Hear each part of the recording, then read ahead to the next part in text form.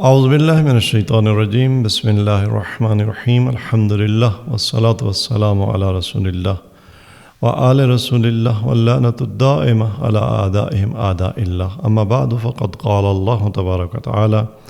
فی کتابہ المجید وفرقانہ الحمید وقولہ الحق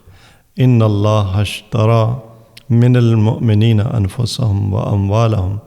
بأن لهم الجنہ یقاتلون فی سبیل اللہ فیقتلون ویقتلون وعدن علیہ حقا فی التوراۃ والانجیل والقرآن ومن اوفی بعہدہ من اللہ فاستبشروا ببیعکم الذی بایعتم بہ وذلک هو الفوز العظیم۔ ناظرین، میں نے قرآن کریم کی جو آیہ کریمہ آپ کے سامنے تلاوت کی ہے، اس کا ترجمہ کچھ جو ہے کہ بے شک اللہ تبارک تعالیٰ نے مومنین سے ان کے ان نفوس اور اموال کو خرید لیا ہے۔ کس قیمت پر؟ بِأَنَّ لَهُمُ الْجَنَّةَ، اس قیمت پر کہ انہیں جنت اس کے بدلے میں خدا عطا کرے گا۔ یقاتلون فی سبیل اللہ، اب جب یہ سودا ہو گیا تو مومن پھر اللہ کی راہ میں جہاد کرتے ہیں۔ فیقتلون ویقتلون، دشمنان خدا کو تحقیق کرتے ہیں اور خود جام شہادت نوش کرتے ہیں۔ اور یہ جو خدا کا وعدہ ہے بأن لهم الجنہ وعدن علیہ، یہ خدا کے ذمہ خدا نے اس وعدہ کو پورا کرنا ہے۔ وعدن علیہ حقا، یہ وعدہ حق ہے، جو وعدہ نہ فقط قرآن میں کیا گیا ہے بلکہ فی التوراۃ والانجیل والقرآن، تورات میں، انجیل میں اور قرآن میں۔ ومن اوفی بعہدہ من اللہ، اور خدا سے بڑھ کر کون اپنے عہد کو پورا کرنے اور وفا کرنے والا ہو سکتا ہے۔ بنابر ہی وہ لوگ جن نے اپنے انفس کو، اپنے اموال کو جنت کے بدلے میں بیچا، تو ان سے خطاب ہوتا ہے فاستبشروا ببیعکم الذی بایعتم بہ، جو سودا تم نے کیا ہے اس سودا پر، اس معاملہ پر تمہیں بشارت ہو۔ وذلک هو الفوز العظیم، اور ایسا سودا، یہ بیع ایک عظیم کامیابی ہے۔ اور اسی آیت کے مصداق کے طور پر جس عصر میں ہم زندگی گزار رہے ہیں، اس عصر میں کچھ وہ مومنین جنہوں نے اپنے اموال اور انفس کو خدا کے ساتھ ایک معاملے میں بیچا ہوا ہے، وہ جذب شہادت سے سرشار ہو کر غزہ میں، لبنان میں، عراق میں، یمن میں، ایران میں اور اس دھرتی کے دیگر کئی گوشے اور کونوں میں وہ فرزندان توحید عالمی استقبار صہیونی جلغار اور نفاق کے خلاف نبرد آزما ہیں، شہادتیں پیش کر رہے ہیں۔ اور ان شہادتوں میں اس عصر حاضر کی کربلا میں جو سب سے بڑی ایک شہادت ہے، وہ رہبر معظم انقلاب امام سید علی خامنئی کی شہادت ہے۔ لیکن یہ جو شہادتیں ہو رہی ہیں، ان شہادتوں پر ہم جیسے بعض محافظہ کاروں کا یہ کہنا ہے، ان شہیدوں، ان جان بازوں، ان جان ساروں سے کہ تم اس بے دردی سے اور اس بے جگری سے، جسے کہتے ہیں، یوں معرکہ حق و باطل میں رزم آرا نہ ہو، کسی بنکر میں چلے جاؤ، ہمیں تمہاری زندگی کی ضرورت ہے۔ مگر یہ شہداء اپنی زبان حال سے پلٹ کر ہمیں یہی کہہ رہے ہیں کہ ہماری شہادتیں خود ہمارے لیے اور تمہارے لیے ہماری زندگی سے زیادہ مفید ہیں، کیونکہ ہم ایک ایسی موت مر رہے ہیں جو موت نہیں بلکہ حیات ہے۔ بل احیاء عند ربہم یرزقون، شہداء مردہ نہ کہو انہیں، بلکہ وہ زندہ ہیں، اپنے رب کے نزدیک رزق پاتے ہیں۔ تو گویا شہداء یہی کہہ رہے ہیں کہ ہم ابھی بھی اس معرکہ حق و باطل میں تمہارے ساتھ کھڑے ہیں، اور ہمارا خون ہماری ملت اور افواج کی رگوں میں دوڑ رہا ہے۔ تو اس موقع کی مناسبت سے جب یہ معرکہ حق سجا ہوا ہے، تو ہمیں موت کے مفہوم پر ایک بار پھر سے نظر ڈالنے کی، توجہ کرنے کی ضرورت ہے۔ ہم جیسے محافظہ کاروں کو جو کہتے ہیں کہ شاید وہ لوگ جو شہید ہو گئے اس معرکہ حق و باطل میں اگر بنکر میں چلے گئے ہوتے تو کچھ عرصہ اور ان کو زندگی مل گئی ہوتی، کہیں ایسا تو نہیں ہے، ان کی موت کہیں خودکشی تو نہیں ہے۔ تو عزیزان گرامی، در حقیقت خداوند تبارک تعالیٰ نے موت کو ایک اٹل اور حتمی حقیقت اس کائنات کی بنایا ہے، لہذا ارشاد فرماتا ہے کل نفس ذائقۃ الموت، ہر شخص نے، ہر نفس نے موت کا ذائقہ چکھنا ہے، موت سے کوئی فرار نہیں ہے۔ لہذا سرکار نبی کریم صلی اللہ علیہ وسلم سے ارشاد ہوتا ہے انک میت و انہم میتون، اے میرے حبیب آپ نے بھی انتقال کرنا ہے اور ان سب نے انتقال کرنا ہے۔ تو جب سب نے اس دنیا سے جانا ہی ہے تو پھر امام حسین علیہ السلام کی منطق میں وَإِن تَكُنِ الْأَبْدَانُ لِلْمَوْتِ أُنشِئَتْ، اگر یہ ابدان موت کے لیے، مرنے کے لیے بنائے گئے ہیں، یہ بدن وجود میں آتا ہے، یہ زندگی موت کی امانت ہے اور اس نے لوٹ کر موت کی آغوش میں جانا ہے، تو فَقَتْلُ امْرِئٍ بِالسَّيْفِ فِي اللَّهِ أَفْضَلُ، تو پھر اس سے افضل موت اور کیا ہو سکتی ہے کہ انسان دشمن کی یلغار کے، دشمن کی تلوار سے، دشمن کے میزائل کی زد میں آ کے اس دنیا سے چلا جائے، تو اس سے بڑی افضل موت کیا ہو سکتی ہے۔ لہٰذا ہماری یہ محافظہ کاریاں کہ اگر کوئی بنکر میں چلا جاتا، اگر کوئی محافظوں کے نرغے میں ہوتا تو شاید زندہ بچ جاتا،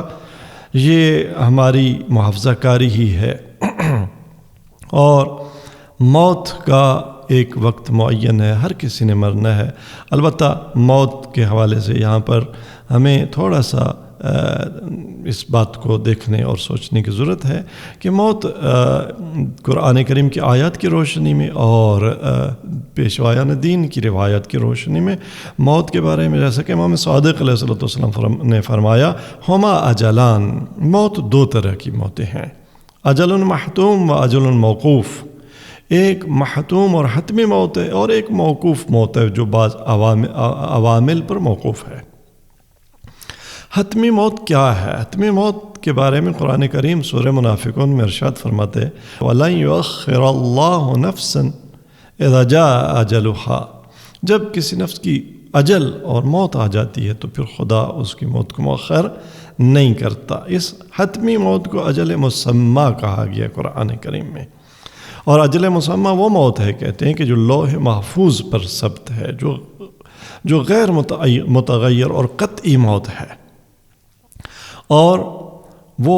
ایک ایسی موت ہے کہ جب اس کا وقت آتا ہے تو ایک سانس کی بھی پھر فرصت نہیں ملتی۔ لہٰذا سورہ مبارکہ انعام کی آیت نمبر 2 میں ارشاد فرماتے ہیں هو الذی خلقکم من طین ثم قضى اجلا، یہ جو دو طرح کی موت ہے ہما اجلان جن کی طرف امام صادق علیہ السلام نے اشارہ فرمایا، اجل محتوم حتمی موت اور غیر حتمی موت آپ کہہ دیں موقوف موت، تو اس کی طرف سورہ انعام کی آیت نمبر 2 میں اشارہ ہوا اس مطلب کی طرف کہ ارشاد پروردگار ہوا هو الذی خلقکم من طین، خدا وہ ہے جس نے تمہیں مٹی سے پیدا کیا، خلق کیا، ثم قضى اجلا، اور پھر اس نے تمہاری ایک موت معین کی، وَأَجَلٌ مُّسَمَّى عِندَهُ، اور مسمى موت جس کو ہم نے حتمی موت کہا، وہ معین موت وہ خدا کے علم میں ہے۔ تو یہاں سے جو بات سمجھنے والی ہے موت کے حوالے سے وہ یہ کہ اجل موت قرآن میں دو طرح کی ہے، ایک حتمی موت، ایک غیر حتمی موت۔ غیر حتمی موت کو سمجھنے کی ضرورت ہے۔ غیر حتمی موت کیا ہے؟ غیر حتمی موت کو اجل کہا گیا ہے، اس کے مقابلے میں حتمی موت کو اجل مسمى کہا گیا ہے۔ جب اجل مسمى آتی ہے تو پھر اس سے ایک سانس کی بھی فرصت نہیں مل سکتی، لیکن اجل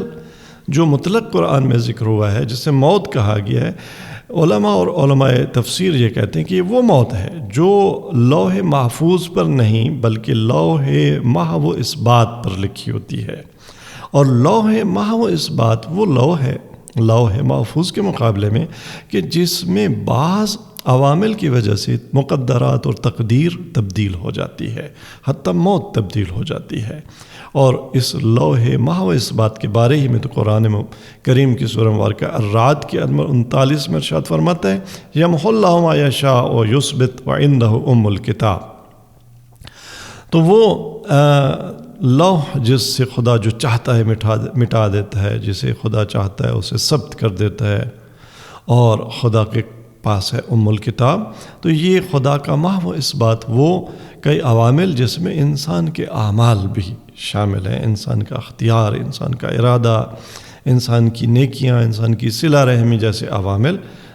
جو ہیں وہ کار فرما ہے۔ تو بعض مفسرین نے یہ جو دو قسم کی موتیں ہیں، حتمی موت اور غیر حتمی موت، اجل مسمى اور اس کے مقابلے میں اجل، تو وہ اجل جس میں کمی بیشی ہو سکتی ہے اور وہ موت جو حتمی موت ہے، ان کے فرق کو سمجھایا ہے یوں کہ کہتے ہیں کہ آپ ایک چراغ کو لے لیں، فرض کریں کہ اگر ایک دیا، اس میں جو تیل ہم نے ڈالا ہے اور جو نارمل کنڈیشنز میں اگر ہم اس دیے کو جلائیں تو 5 گھنٹے یہ دیا جل سکتا ہے۔ اگر یہ دیا پورے 5 گھنٹے جل جائے تو یہ اس کی اجل مسمى ہے گویا، اور اس 5 گھنٹوں کے بعد یہ دیا ایک لمحے کے لیے بھی روشن نہیں ہو سکتا۔ انسان کی جو حتمی موت ہے اس کی مثال ایسی ہے، 80 سال کی خداوند تبارک تعالیٰ نے اگر لوح محفوظ پہ کسی کی عمر لکھی ہے تو اس سے زیادہ نہیں بڑھے گی، ایک سانس بھی نہیں بڑھے گی۔ اور جب یہ پیمانہ پورا ہو جائے گا تو اللہ یتوفی الانفس حین موتہا، خداوند تبارک تعالیٰ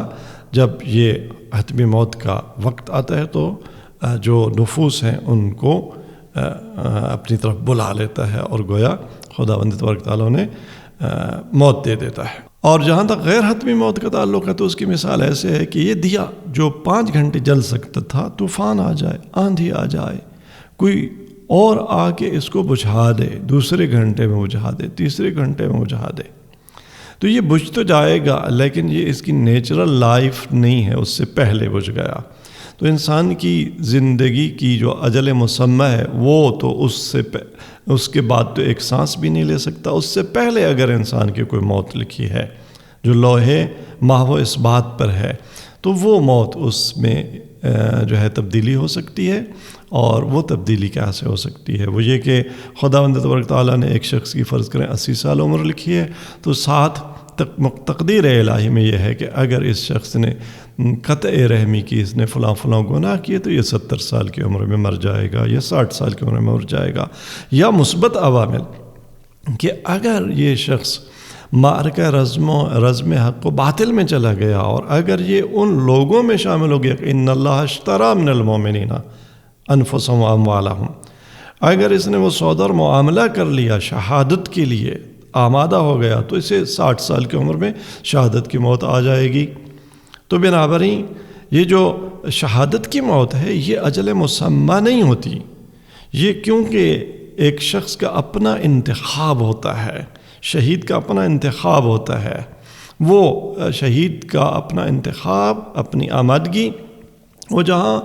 اس کی اجل مسمى کے وقت پر ہو سکتا ہے، اس سے پہلے بھی ہو سکتا ہے، اس سے 10 سال پہلے بھی ہو سکتا ہے، اس سے 20 سال پہلے بھی ہو سکتا ہے کہ ایک شخص اس دنیا کی زندگی میں ابدی زندگی خرید لے، اپنے آپ کو خداوند تبارک تعالیٰ کی بارگاہ میں پیش کر دے اور اپنی جان کا نذرانہ وہ بارگاہ ربوبی میں کلمہ حق کے اطلاع کے لیے پیش کر دے۔ بنابراین وہ تمام شہادتیں جو کسی شخص کی مسمى اور عند اللہ جو حتمی موت تھی اس سے پہلے واقع ہوتی ہیں، یہ خودکشی نہیں ہوتی بلکہ یہ وہی سودا ہوتی ہیں، ان اللہ اشتری من المؤمنین کا مصداق ہوتی ہیں۔ لہذا شہیدوں کے بارے میں کبھی بھی یہ نہیں سوچنا چاہیے کہ کیوں یہ میدان جہاد میں گئے، کیوں یہ ایک ایسی سچویشن میں گئے کہ ان کو موت آ گئی، اگر یہ نہ جاتے تو بچ جاتے۔ اور یہ لاجک اس لیے کہ یہ لاجک جو ہے یہ ابن زیاد کی لاجک ہے، اور آپ کو معلوم ہے کہ جب دربار کوفہ میں ابن زیاد نے امام زین العابدین سے پوچھا تھا کہ من انت، اور آپ نے فرمایا انا علی ابن الحسین۔ ابن زیاد نے پوچھا آپ کون ہیں؟ اور امام زین العابدین نے فرمایا میں علی ابن الحسین ہوں، اور آپ کے بھائی شہزادہ علی اکبر کا نام بھی علی ابن الحسین علی تھا۔ تو ابن زیاد نے کہا کہ مگر علی ابن الحسین کو خدا نے مار نہیں ڈالا، اب یہ جو موت تھی کربلا میں شہادت کی اس کو ابن زیاد نسبت دے رہا ہے خدا کی طرف کہ خدا نے مار ڈالا ہے۔ تو امام نے فرمایا کہ میرا ایک بھائی تھا اس کا نام بھی علی تھا، اسے تمہارے لوگوں نے مارا ہے، شہید کیا ہے۔ تو اس ملعون نے کہا کہ بل اللہ قتلہ، نہیں اللہ نے انہیں مارا ہے۔ تو امام نے مڑ کر کیا فرمایا؟ اس آیت کی تلاوت کی، اللہ یتوفی الانفس حین موتہا، اللہ کی طرف جو موت ہوتی ہے جو حتمی موت وہ اس وقت آتی ہے جو خدا کی حتمی کسی شخص کی لکھی ہوئی موت ہے جو لوح محفوظ پر ہے، اس سے پہلے اگر کسی کو کوئی ظلماً و عدواناً مارتا ہے تو یہ شہادت کی موت ہے۔ تو بنابراین یہ جو اموات ہیں کہ جی ہم محافظہ کار کہتے رہیں کہ جی فلاں بنکر میں کیوں نہیں چلا گیا، پہلی بات تو یہ ہے کہ بنکر کے حوالے سے یہ بتائیں کہ اگر بنکر میں جانا ہوتا اور اس لیے کہ چونکہ میری جان قیمتی ہے، میری زندگی کی میری امت کو ضرورت ہے، میرے لوگوں کو ضرورت ہے، تو بنکر میں جانا سب سے زیادہ سزاوار سرکار نبی کریم صلی اللہ علیہ وسلم کے لیے تھا۔ آپ کسی جنگ میں بنکر میں نہیں گئے، آپ معرکہ جدال میں اور رز میں حق و باطل میں آپ وسط میدان میں موجود ہوتے تھے۔ بعض جنگوں میں آپ زخمی ہوئے، تو جب اسلام نیا اسلام کا پودا جڑیں پکڑ رہا تھا، اس وقت اسلام کو بھلا سرکار نبی کریم کے وجود سے بڑھ کر مسلمانوں کو اور محافظہ کاروں کو اور کس کے وجود کی ضرورت تھی؟ ہم اگر راہبر انقلاب جیسی شخصیات اور دیگر شہداء جو آپ کے ساتھ وہ کمانڈرز ہوں، وہ سیاستدان ہوں، جو بھی ہوں، ان کی شہادتیں اس پہ بعض لوگ اگر یہ کہتے نظر آئیں کہ ان لوگوں نے محافظ کیوں نہیں رکھے، یہ لوگ بنکروں میں کیوں نہیں چلے گئے، ان کی قوم کو ان کی زیادہ ضرورت تھی، تو پھر اس سے پہلے یہ کہنا پڑے گا کہ رسول اللہ کیوں بنکر میں نہیں بیٹھتے تھے؟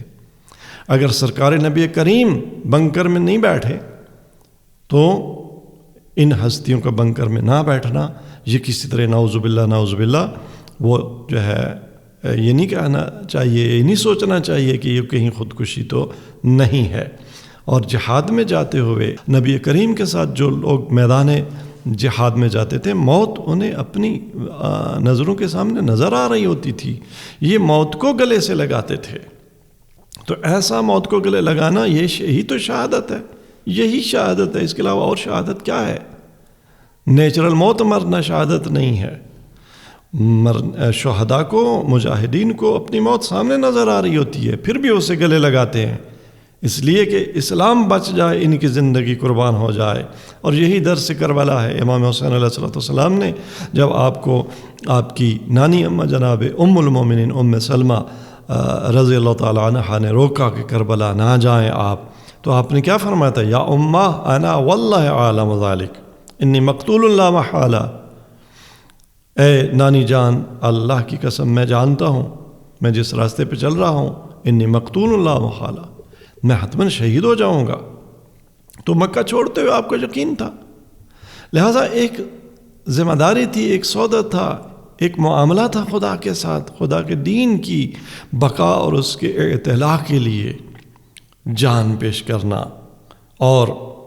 آپ نے جب آپ کو مکہ میں جناب ابن حنفیہ روک رہے تھے کہ بھیا کربلا کی طرف نہ جائیں، تو آپ نے کیا فرمایا تھا؟ اتانی رسول اللہ صلی اللہ علیہ بعد ما فارقتک، کہ پچھلی رات جب میں آپ سے جدا ہوا اور رات کو نیند آئی تو مجھے خواب میں نانا رسول خدا کی زیارت نصیب ہوئی۔ فقال یا حسین، نانا یہ کہہ رہے تھے اے حسین اخرج فإن اللہ قد شاء ان یراک قتیلا، خدا کی مشیت یہ ہے کہ تجھے میدان کربلا میں شہید دیکھے، کہ تیری شہادت سے اسلام زندہ ہوتا ہے۔ اور جب میدان کربلا میں بھی آپ پہنچے تو وہاں بھی جب آپ نے کربلا کے نام پوچھے اور بتایا گیا ایک نام کی ایک کربلا ہے، تو وہاں آپ نے فرمایا تھا ہا ہونا مناخر کعبنا ومحط رحالنا ومسفق دمائنا، یہی وہ جگہ ہے جہاں ہمارے خیمے لگیں گے، جہاں ہمارے سواریاں بیٹھیں گی، یہی وہ جگہ ہے جہاں ہمارا خون بہایا جائے گا۔ تو بنابراین یہ وہ معاملہ ہے شہادت کا کہ جب انسان اس کی اجل مسمى جو بھی ہو اس سے پہلے خود آمادہ ہو جاتا ہے اپنی جان آفرین کے سپرد کرنے کے لیے، اس کے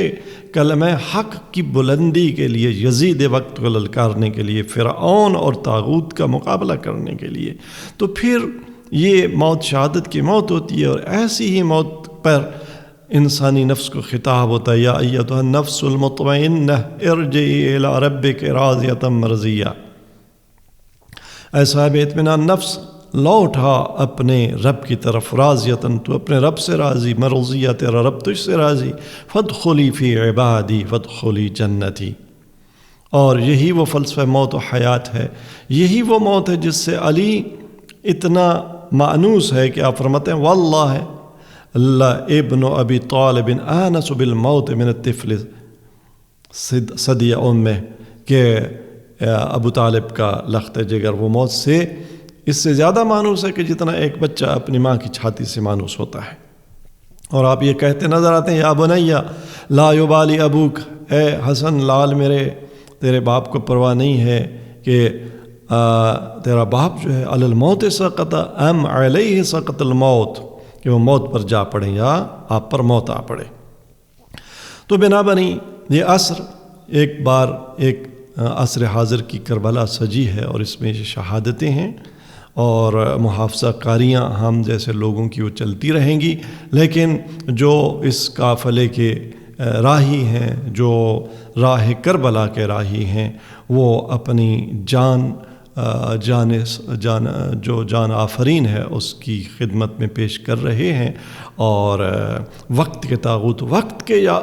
یزید اور وقت کے اس فرعون کے مقابلے میں جنہوں نے سرنڈر نہیں کیا، جنہوں نے بیعت نہیں کی، جو انا ربکم الاعلی کہتا ہے، جو کہتا ہے میں جو کروں گا وہی ہوگا، جو میں چاہوں گا وہی ہوگا۔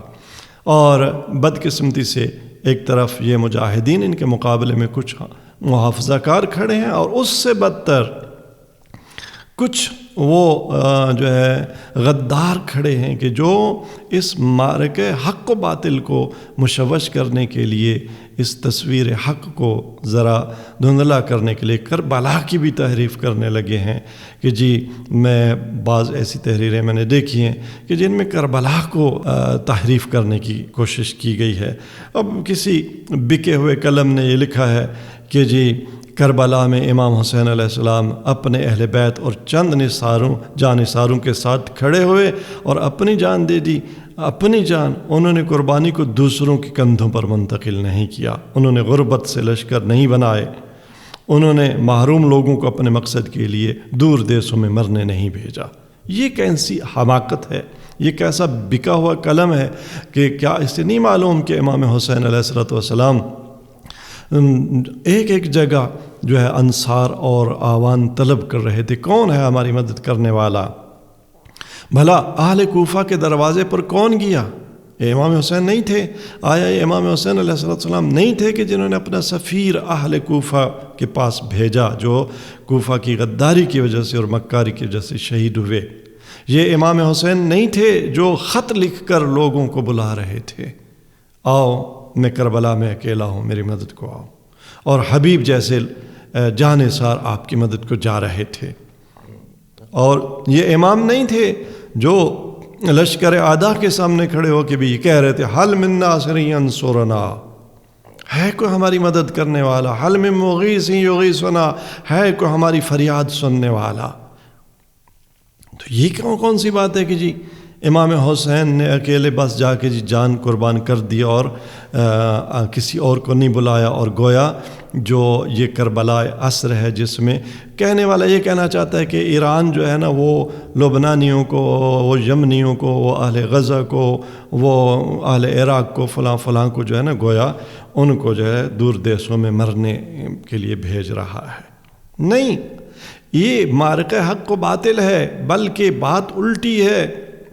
آیا اگر ایران نہ ہوتا اور ایران کے موجودہ نظام نہ ہوتا، اسلام کا انقلاب نہ ہوتا، تو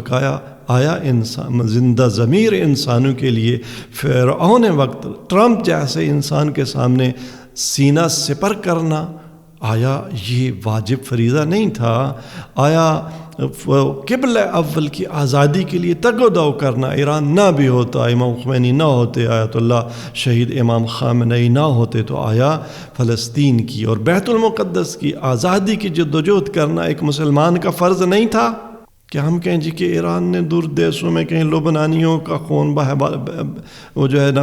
بہا دیا اور انہیں شہید کروا دیا، اور کہیں اہل غزہ کو شہید کروا دیا، اور کہیں کس کو؟ معاملہ برعکس ہے عزیزان گرامی۔ دنیا کے کونے کونے میں حسین کے پیروکار، کربلا کے ماننے والے، ان کا یہ فرض بنتا ہے کہ عصر حاضر کی کربلا میں یزید وقت نے بیعت کا مطالبہ کیا ہے، اور یہ حسین کے انکار کی طرح ڈٹ جائیں اور ڈٹے ہوئے ہیں۔ اور ایسے میں جو حسین مظلوم کربلا میں بے یار و مددگار تھے، آج دنیا میں حسین کے نقش قدم پر چلنے والے حریت پسندوں کو ایک سٹیٹ کی پناہ موجود ہے،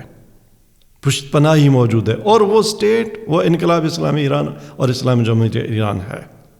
وگرنہ راہ کربلا پہ چلنا ہر شخص کا فرض ہے۔ تو یہ ایران نہیں جو دور دیسوں میں مروا رہا ہو، بلکہ یہ ایران ہے کہ جو جہاں بھی حسین کے نقش قدم پر چل کر، حر کے نقش قدم پر چل کر حریت کی داستان رقم کرنا چاہتا ہے، تو آج کوئی اس کی پشت پر ہے، اور اس کا نام مملکت جمہوریہ اسلامی ایران ہے۔ اور آج بھی کوئی کنویں کا میںڈک ہوگا، اندھا ہوگا، اس نے اپنے آپ کو اندھا بنا لیا ہوگا کہ جو اتنی بڑی شہادتیں جو ایران اسلامی میں مومنین دے رہے ہیں، راہ حق کے اور راہ کربلا کے راہی دے رہے ہیں، اور اس سے بڑی شہادت اور کیا ہو سکتی ہے کہ رہبر معظم انقلاب اسلامی ایران نے اپنی جان آفرین کے نثار کر دی، لیکن وقت کے یزید کی بیعت قبول نہیں کی۔ تو یہ اگر کسی کو یہ شہادتیں نظر نہ آئیں کہ دنیا میں جتنی شہادتیں اسلام کی سربلندی کے لیے، وقت کے فرعون و شداد و نمرود و یزید کو للکارنے کے لیے اہل ایران نے اور امام خمینی کے پیروکاروں نے اور امام شہید خامنئی کے پیروکاروں نے پیش کی ہیں، اور کس نے اتنی شہادتیں اس تعداد میں، اتنی مقدار میں پیش کی ہیں۔ تو مومنین سے بس یہی کہنا ہے کہ نہ ڈریے، گھبرائیے نہیں، یہ شہادتیں، یہ شہید کی جو موت ہے وہ قوم کی حیات ہے، یہ شہادتیں ہمارا فریضہ بنتی ہیں کہ ہم یہ شہادتیں پیش کریں۔ اور بعض لوگوں نے بعض شبہات دیگر ایجاد کیے ہیں، بہرحال آج اتنا کافی ہے، اور انشاءاللہ اگلے آنے والے دنوں میں جو محافظہ کار اور جو منافقین بالخصوص جن کے بکے ہوئے قلم، بکی ہوئی زبانیں ہیں، جو اس مارکے میں جہاں ماشاءاللہ مسلمان بلا تفریق مسلک اور مسلمانوں کی اکثریت حریت پسند کھڑے ہیں اسلامی جمہوریہ ایران کے ساتھ، امریکہ اور اسرائیل کے مقابلے میں جو فلسطین کی اور قبل اول کی آزادی کے سپوت بن کر اس وقت میڈیا میں، سوشل میڈیا میں اور میدان میں ہر جگہ جو یہ جنگ لڑ رہے ہیں، وہاں گوشہ و کنار سے بعض جو منافقانہ آوازیں بلند ہوتی ہیں،